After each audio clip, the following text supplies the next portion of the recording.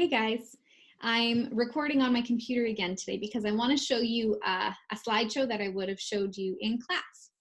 Last week we talked about what kind of ways that we travel in our city and then how we get to other cities in our province and then even how we travel around the world. I want to show you some pictures today about some of the different ways we especially can drive, mainly in Ontario. So let me share that with you. Here we go. Share screen. Perfect. This is a 16-lane highway. It's in Toronto. Now, if you've driven in Toronto, you have almost definitely been on this road.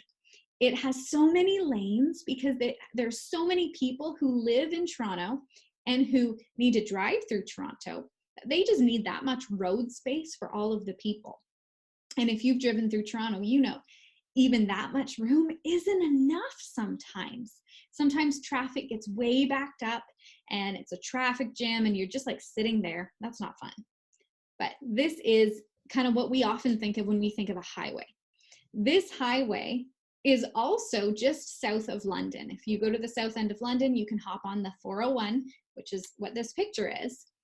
And the 401 in London has a lot less lanes, but it still has a decent number of lanes, okay? So here, this is 401. Let's go to the next picture. This picture is a country road. So we have big highways that go mainly kind of between Windsor, Sarnia, up through Toronto, up to Ottawa. And then we have a couple more that kind of come up from Toronto and go north for a bit. Those are the main large highways that we have in Ontario.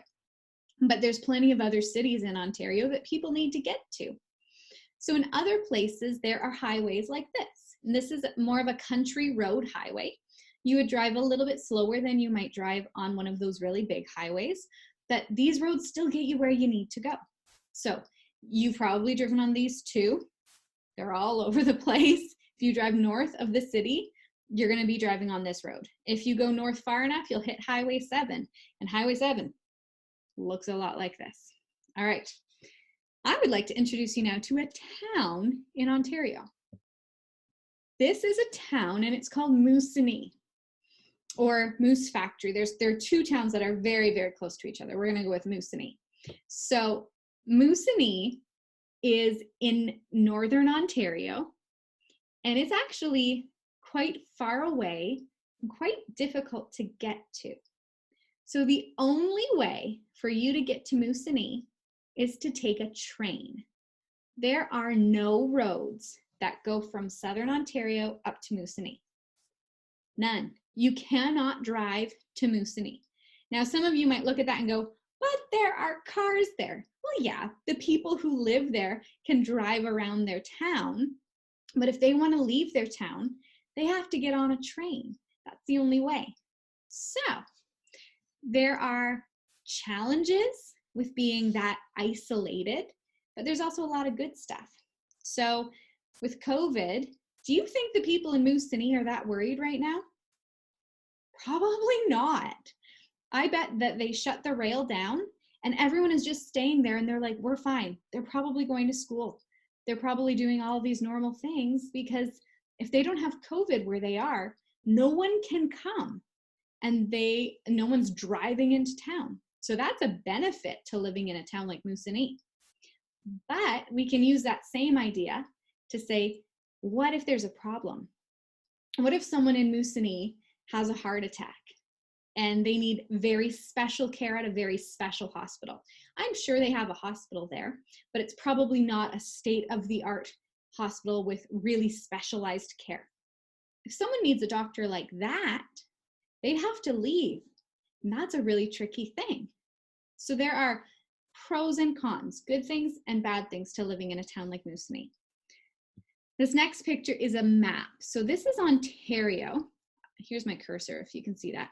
We live right down here, okay? This is where we live. You can see Toronto's up here.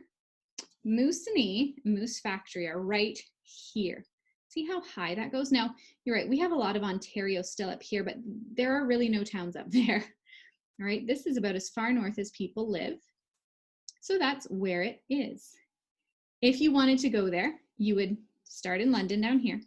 You would drive up to Toronto. You'd take the 400 up to North Bay.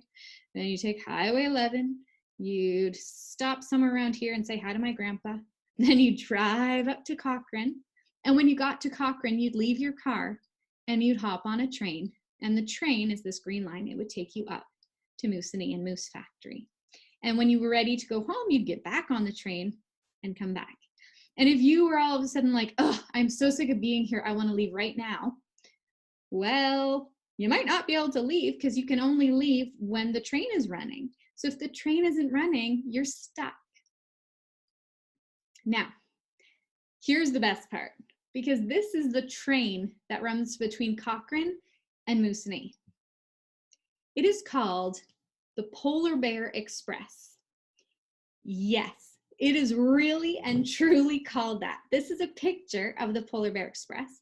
And if you look at the right side of the picture, I'm sort of circling this with my cursor over here. You see all these cars that are on the train? They would put cars on the train so that people can move their car back and forth if they wanted to. It will probably be expensive. They probably would not usually do that, but it's possible. That's how they would get the cars there. And then you see these are passenger cars. So there'd be passengers who can go there. And then they'd also have cargo because they need to get things. If they wanted to order something from Amazon, it's coming on this train with all the people. That's the only way that things are getting there. So it's easy for us to like order something off Amazon, it just arrives. If you live in Moosonee, if the train is not running, then you don't order things online, it doesn't come, right? So that's something to consider. All right, so now what I want you to do is I want you to think about yourself. I'm just gonna move my face over here. Would you wanna live in Moosonee? So this is an opinion paragraph.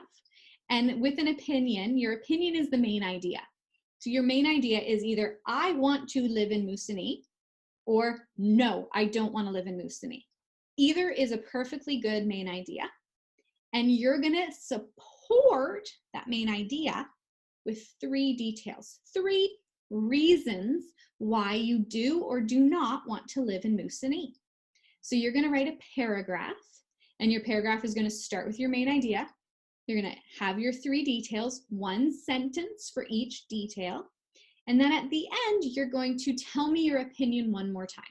Just in case somehow I got to the end of the paragraph and didn't know that what you wanted, you're going to say it again. But you're not going to say it in exactly the same way. So let's say my opinion, this has nothing to do with Moosonee, but let's say my opinion was pizza is delicious. Easy opinion to support. So maybe my first line would say, pizza is delicious. And then I'd give my details. And then at the end of the paragraph, I would say, that is why I think pizza is very yummy, right? Very yummy, delicious. They basically mean the same thing. So I'm just saying what my main idea is, but in 2 different ways, all right? Do this paragraph. I'm not gonna force you to send it to me today, but I would love to see it. I'm really curious what your opinions are and what your reasons are for your opinions. Have fun doing this, and I will talk to you later.